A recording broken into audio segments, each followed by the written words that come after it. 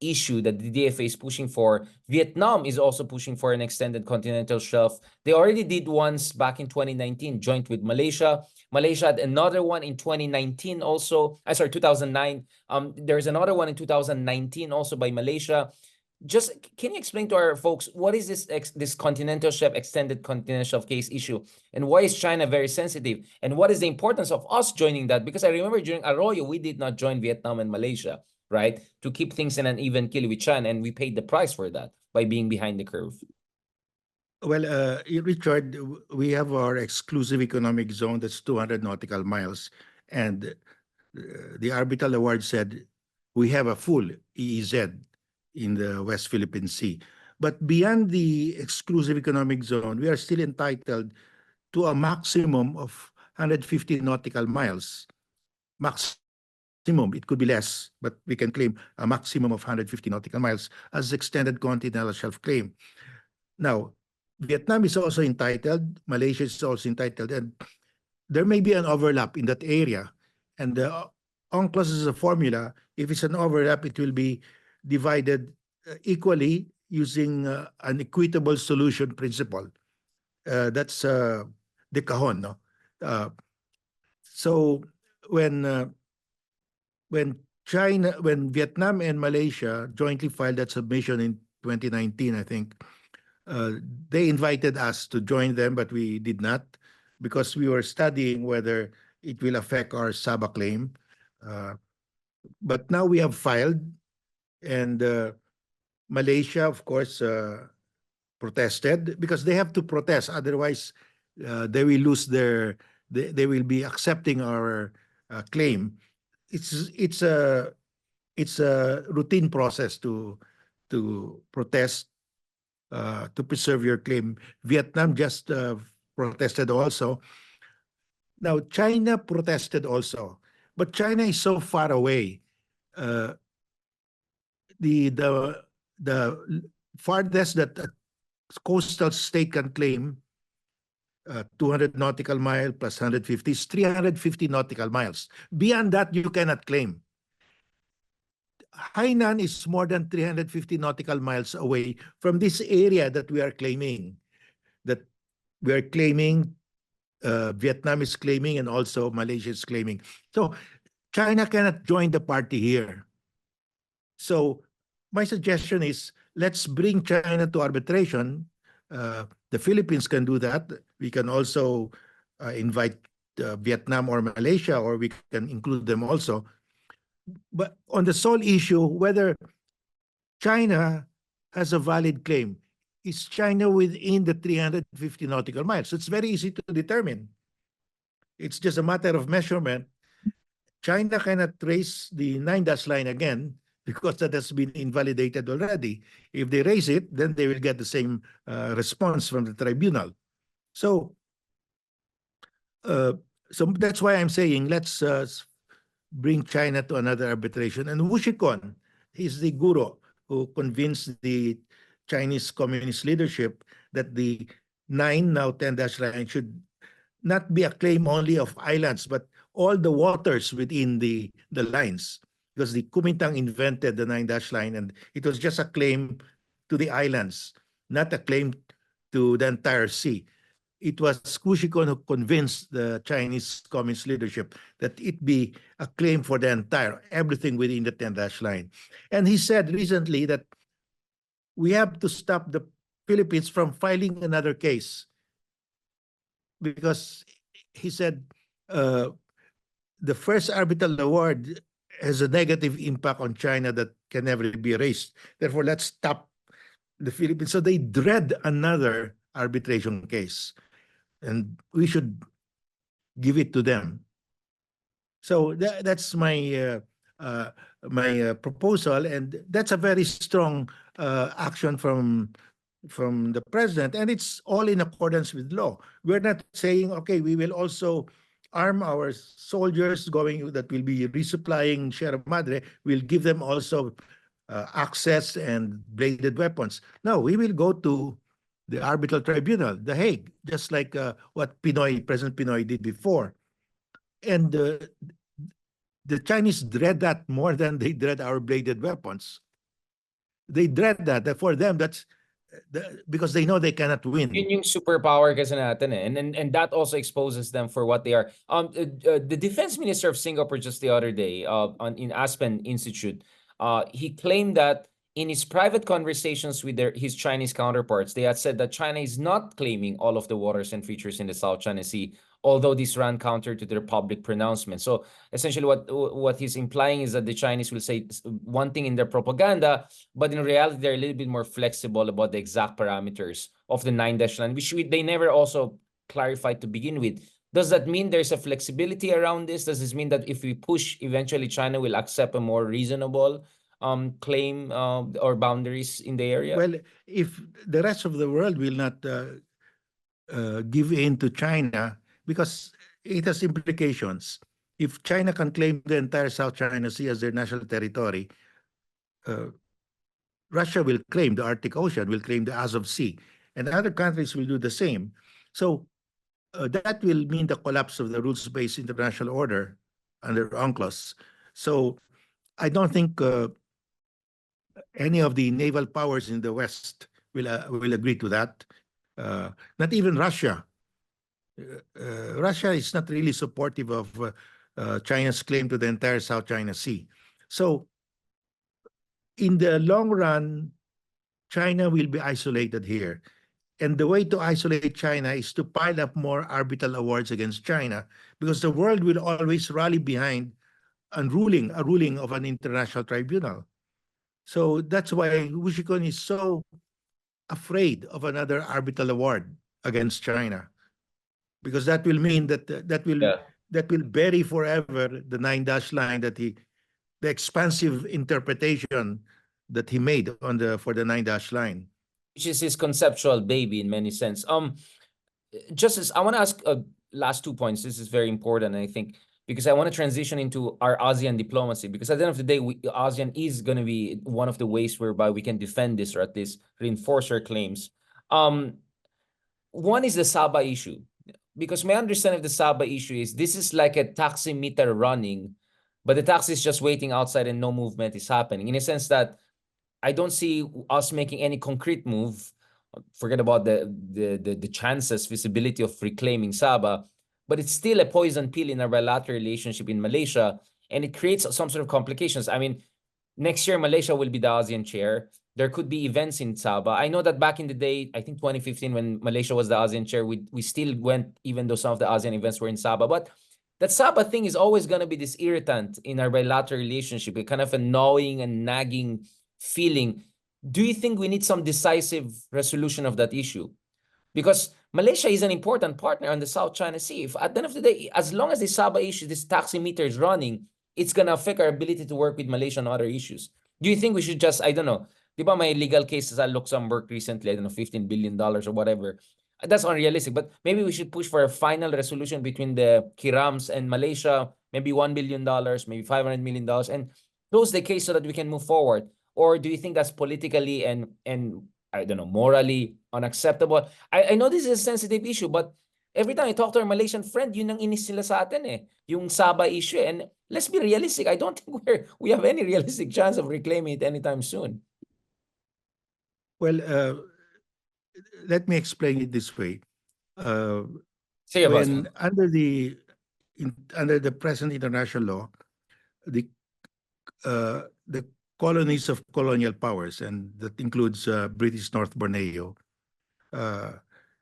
must be given the right, the people there must be given the right to self-determination. So when we claimed it, the UN conducted actually a referendum. And in the referendum, the people there said, we want to join Malaysia. Now, we questioned that there was no free and informed consent. But there was, we were the ones who requested for that referendum. The UN conducted the referendum, and the people decided to join Malaysia.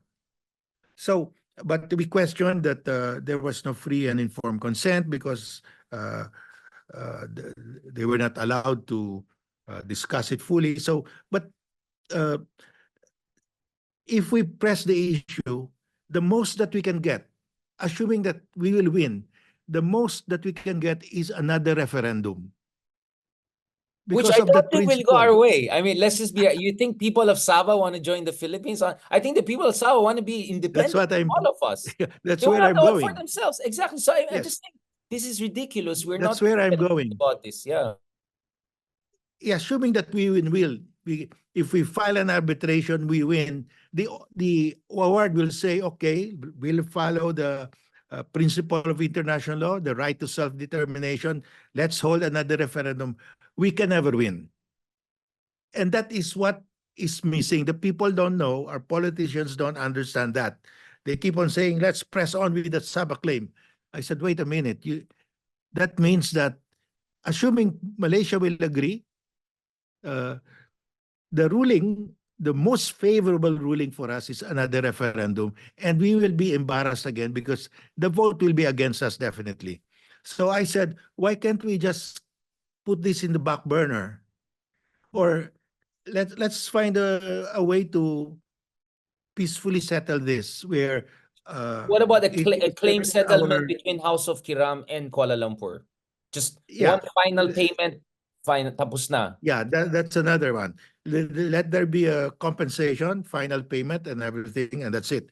Because if we follow international law, and I always follow international law, the most that we can get is another referendum, and there's no way we can win under the present circumstances. Exactly. I mean, anyone who understands, they rather be on their own. They don't like Kuala Lumpur. The more they want like the Philippines, right? So that's why I'm saying it's a taximeter running and costing us because it's preventing us from developing an optimal relationship with Malaysia on other issues. And we know one reason Malaysia was supporting MILF and MNLF all these years was to bog us down. So we were paying a big cost for this kind of a, again, I hated when pro-China people use the Saba issue to project charot, parang, excuse me, like, so you're saying, and pasok natin yung Saba para kaaway natin Malaysia, para hindi natin laban. Diba? They do that, diba?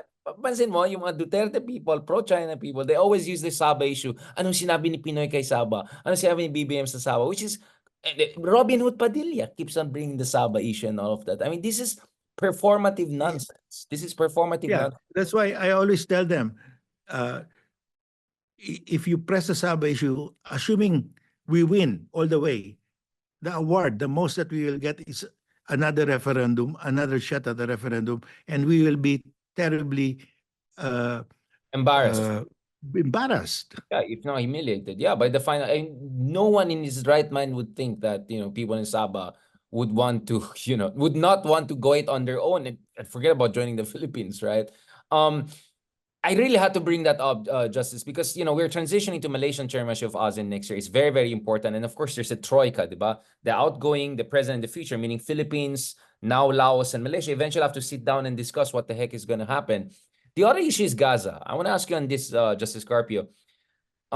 Philippines is quite different, right? I mean, everyone knows the basics of the case. I think our position is much closer to where Americans stand, or at least conservative Americans stand. Although I've been talking to Republicans, even in South Carolina and Georgia, they had different take on the Gaza issue.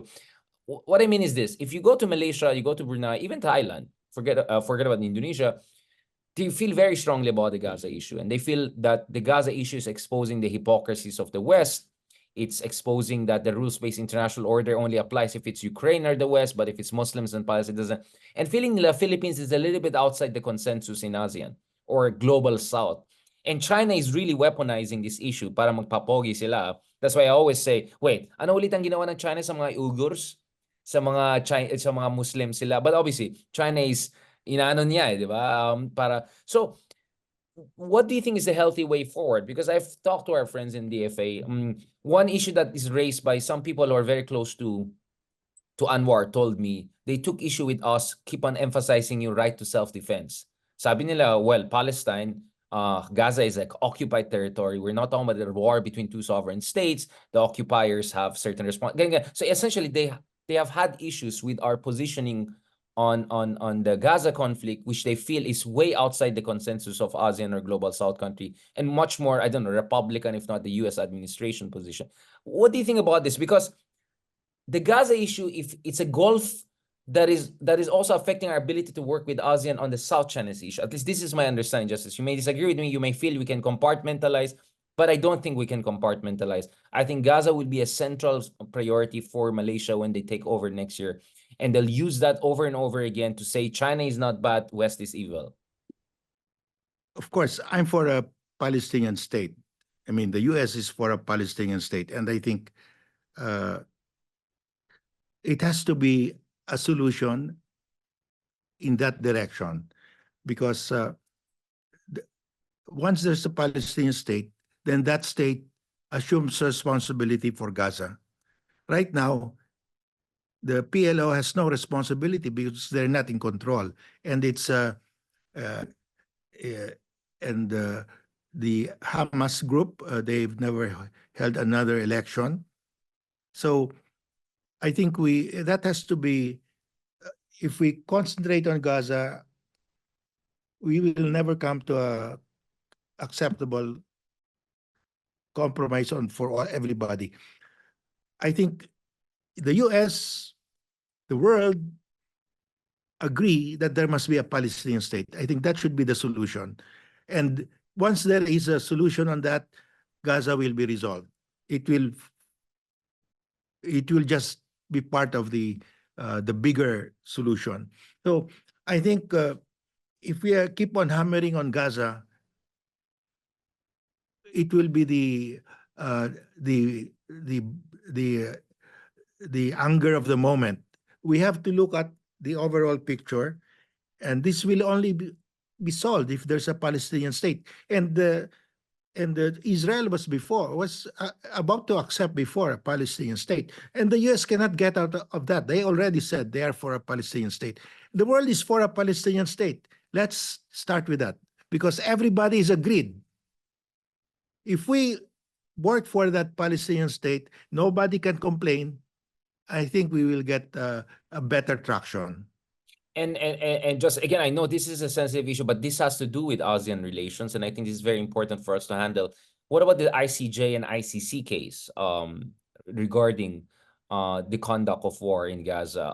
Where do you think the Philippines should stand on these issues? Well, we should